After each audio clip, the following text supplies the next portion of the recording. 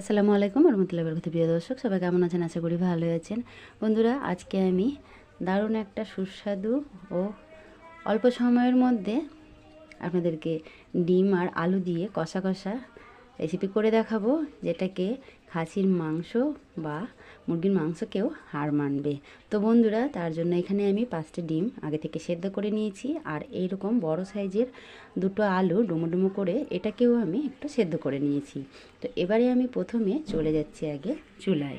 বন্ধুরা, চুলার মধ্যে একটা কড়াই চাপিয়ে দিয়েছি। এখানে আমি দিয়ে দিচ্ছি কিছুটা পরিমাণে সয়াবিনের সাদা তেলটা।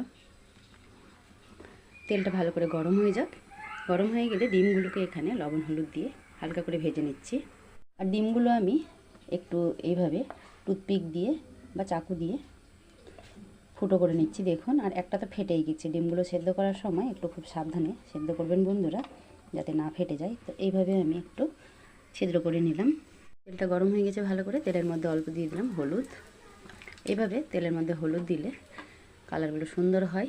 ডিমগুলো দিয়ে দিচ্ছি অল্প একটু লবণ দেওয়ার পর এবারে আমি সুন্দর করে নেড়ে করে ভেজে নিচ্ছি। ডিমগুলো ভাজা হয়ে গেছে। এবারে আমি ডিমগুলোকে একটা প্লেটের মধ্যে তুলে নিচ্ছি। বন্ধুরা দেখুন, ডিমগুলো খুব সুন্দর করে ভাজা হয়ে গেছে। ডিমগুলো এবারে আমি একটা প্লেটের মধ্যে তুলে নিচ্ছি। এবারে আমি এই তেলের মধ্যেই দিয়ে দিচ্ছি আলু, আর আলুর চোকাগুলো ছাড়াই দিচ্ছি। এটা নতুন আলু, তার জন্য আলুগুলো সেদ্ধ করা আছে। তো রেসিপিটা করতে একদমই বেশি সময় লাগবে না, খুব তাড়াতাড়ি হয়ে যাবে। তো আলুগুলোকেও আমি সুন্দর করে একটু এই তেলের মধ্যে ভেজে নিচ্ছি। আলুগুলো খুব সুন্দর করে ভাজা হয়ে গেছে। এবারে আলুগুলোকেও আমি তুলে নিচ্ছি। এখানে আরও দিয়ে দিচ্ছি কিছুটা পরিমাণে তেল। এই তেলের মধ্যে দিয়ে দিচ্ছি গোটা ফোড়ন। একটা নিয়েছি শুকনো লঙ্কা, একটা তেজপাতা, 2টো ছোটো এলাচ, একটা দারুচিনি আর 2টো লবঙ্গ দিয়ে দিলাম। দিয়ে একটু হালকা করে নেড়ে চেড়ে নিচ্ছি। ফোড়ন থেকে খুব সুন্দর একটা সেন্ট ছড়িয়েছে। এবারে দিয়ে দিচ্ছি এখানে আমি 2টো মিডিয়াম সাইজের পেঁয়াজ আর একটা টমেটো দিয়ে খুব সুন্দর করে পেস্ট করে নিয়েছি। এই পেস্টটাকে ঢেলে দিলাম।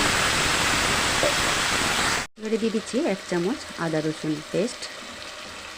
একটুখানি নেড়ে চেড়ে নিচ্ছি। দিয়ে দিচ্ছি এবারে স্বাদ মতো লবণ। দিয়ে দিচ্ছি অল্প একটু হলুদ গুঁড়ো। দিয়ে দিচ্ছি লঙ্কা গুঁড়ো আন্দাজ মতো। দিচ্ছি অল্প একটু ধনিয়া গুঁড়ো। এবারে আমি মশলা ধোয়া জলটা দিয়ে দিচ্ছি। বাটিটা ধুয়ে এইভাবে জলটা দিয়ে দিলাম। দেওয়ার পর এবারে আমি সব মশলাটাকে খুব সুন্দর করে কষিয়ে নিচ্ছি। মশলাটা এমনভাবে কষাতে হবে যাতে মশলা থেকে কোনো কাঁচা গন্ধ না বেরিয়ে আসে। এখানে আমি মশলার বাটিটা ধুয়ে যে জলটা দিলাম, সেই জলটাও দেখুন অনেকটাই টেনে নিয়েছে, তেল ছাড়ছে। তো এখানে আমি আরও বেশ মশলাটাকে সুন্দর করে কষিয়ে নিচ্ছি, যাতে একদম মশলাটা ভাজা ভাজা হয়ে যায়। এখন আরও অনেকটা একদম মশলাটা কষানো হয়ে গেছে। তো বন্ধুরা, আজকের আমার এই আলু আর ডিম দিয়ে কষা তরকারিটা ভালো লেগে থাকলে অবশ্যই চ্যানেলটাকে সাবস্ক্রাইব করে পাশে থাকা বেল আইকনটা প্রেস করে বেশি বেশি করে ভিডিওটাকে শেয়ার করবেন। দেখুন, এবারে কড়াইয়ের মধ্যে খুব সুন্দর করে এইভাবে লেগে যাচ্ছে। তো এবারে আমি আগে থেকে ভেজে রাখা আলুটা দিয়ে দিচ্ছি। আর এখানে আমি আমার মতো করে আলু বা ডিম আমি নিয়ে নিয়েছি। পরিমাণটা আপনারা কম বেশি করে নিতে পারেন। তো আলুটা দিয়েও আমি খুব সুন্দর করে কষিয়ে নিচ্ছি।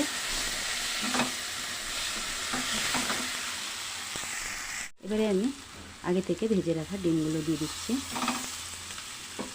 দেওয়ার পর আলু আর ডিম মশলার সাথে খুব সুন্দর করে কষিয়ে নিচ্ছি।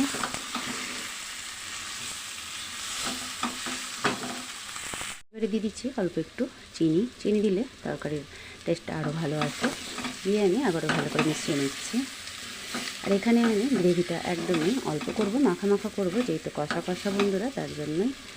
এইভাবে আমি এবারে নেড়ে চেড়ে সুন্দর করে চিনিটাকে মিশিয়ে নিলাম। এবারে দিয়ে দিচ্ছি অল্প একটু জলটা দিয়েও আমি খুব সুন্দর করে এবারে মিশিয়ে নিচ্ছি।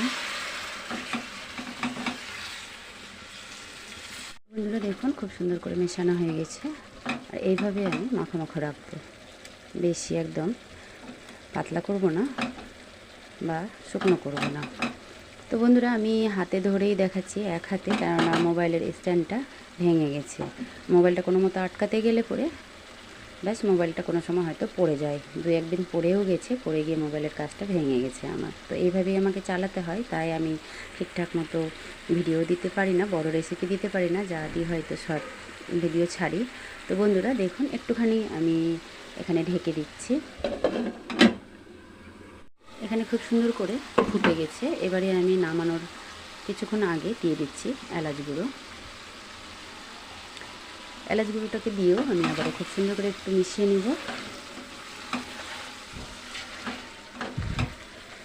দেখুন এইভাবে করে আমি মিশিয়ে নিলাম।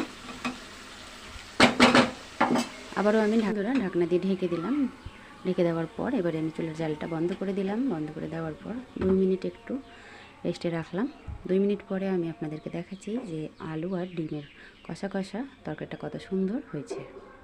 তো বন্ধুরা 3 মিনিট হয়ে গেছে, দেখুন কি সুন্দর একদম কালার হয়েছে, মনে হচ্ছে যে মাংস রান্না হয়েছে।